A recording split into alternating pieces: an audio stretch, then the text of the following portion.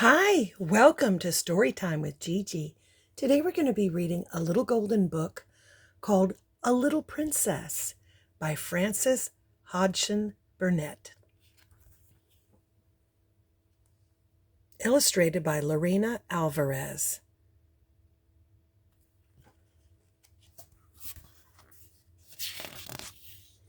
This story is retold by Andrea Posner Sanchez. This is a classic story. Sarah Crewe was just 7 years old when she went on a long journey with her father. They traveled all the way from India to England, where Sarah would attend Miss Minchin's School for Girls. "Here we are, Sarah," said Captain Crewe, making his voice sound as cheerful as possible, but Sarah could not hide her sad feelings.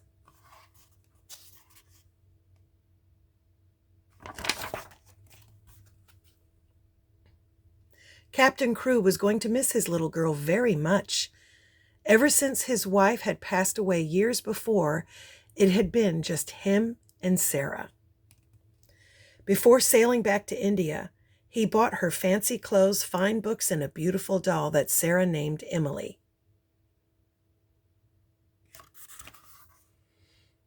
Sarah quickly made friends with a girl named Ermengarde.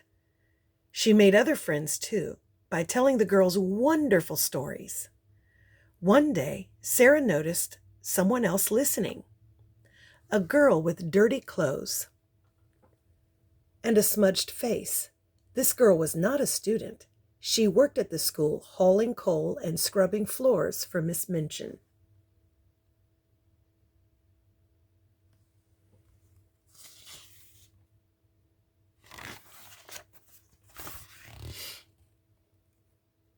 The servant girl's name was Becky. Even though it was against the rules, Sarah often invited Becky to her pretty room to hear more stories, have some food, and get warm by the fire.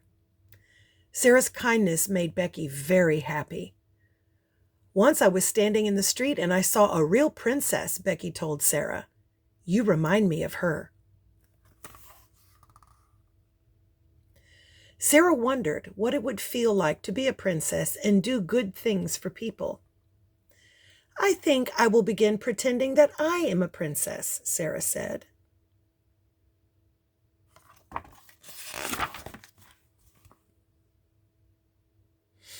One afternoon, there was exciting news for Sarah. Captain Crewe had sent a letter describing the work he was doing with an old friend. They planned to dig mines and search for diamonds. If they were successful, Sarah and her father would be as rich as royals.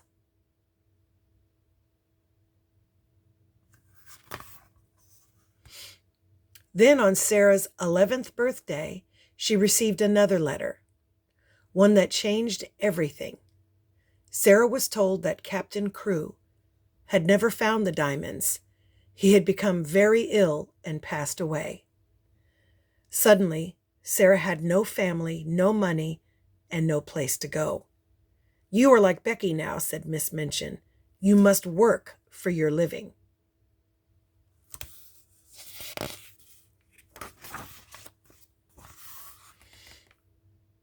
Miss Minchin took away Sarah's beautiful clothes. She moved Sarah out of her lovely bedroom and up to a dreary room in the attic near Becky's room. The bed was hard. The wind howled through the window panes, and rats scurried across the cold, bare floor.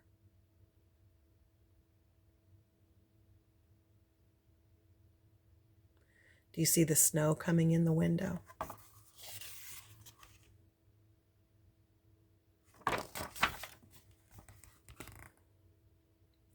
Sarah tried to find things to make herself happy.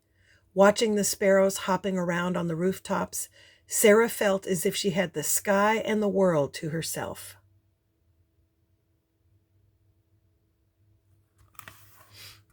Gazing at the attic windows and the empty house next door, she hoped someone nice would move in so they could visit each other.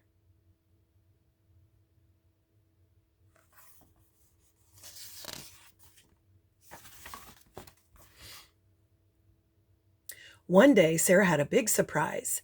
A monkey came in through her window. A man named Ram Dass quickly climbed in to retrieve him. He'd recently moved into the house next door, along with a gentleman from India who was searching for the daughter of an old friend. When Ram Dass got back home, he told the gentleman all about the girl who looked like a beggar but spoke and acted like a princess.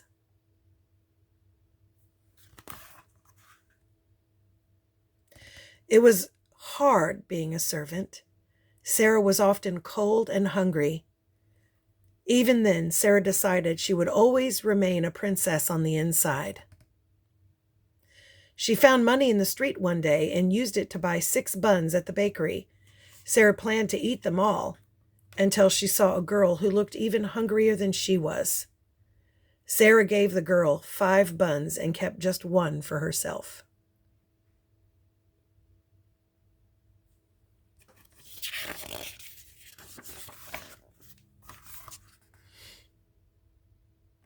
That night, Sarah was pleased to have a visitor in her room. Ermengarde had brought a hamper of food to share with Sarah and Becky. "Let's pretend it's a fancy party," cried Sarah, decorating the table with Ermengarde's shawl. But before the pretend princess feast could even begin, the girls heard loud, angry footsteps on the stairs. Miss Minchin burst into the room and took everything away. "Sarah, you'll have no breakfast or dinner tomorrow," she shouted.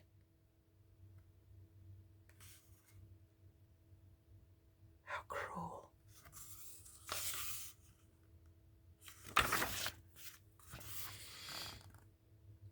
Sarah cried herself to sleep. When she awoke, she discovered a rug on the floor, a new quilt on the bed, and a warm fire in the grate, a table covered with food, and a pile of new books. A note read, "To the little girl in the attic, from a friend." "I have a friend," whispered Sarah. She rushed to get Becky. "It's not a dream," Sarah told her. "Everything here is real. The magic has come and done it."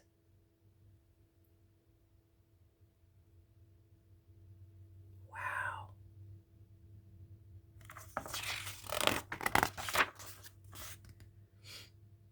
More surprises continued to arrive. Sarah was feeling happy and healthy for the first time in years. One night she heard a strange sound. She opened her window and saw her neighbor's monkey on the roof. Sarah coaxed him inside and carried him safely to his home next door. Ram Dass greeted Sarah and introduced her to the gentleman from India. Mr. Carrisford was pleased to finally meet her. He asked her many questions. Soon he realized that the little girl who lived in the attic was the very girl he'd been searching for.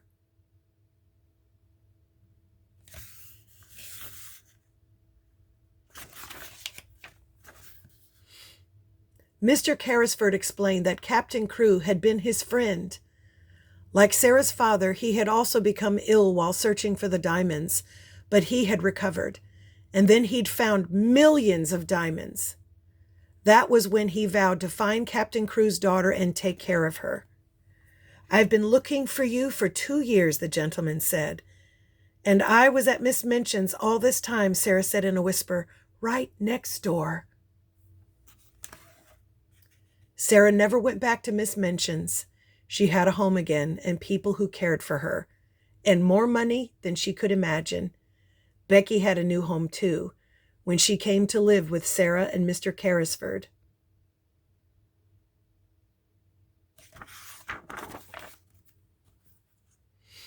Not long afterward, Sarah made a visit to the bakery she'd gone to when she was starving. She asked the baker woman to always offer buns to any hungry children who stopped by. "Then please send the bills to me," she said. Rich or poor, Sarah was happy when she was able to help others, just as a princess would. And that's our story. I hope you liked it. Make sure that you like and subscribe and share with your friends. Bye until next time.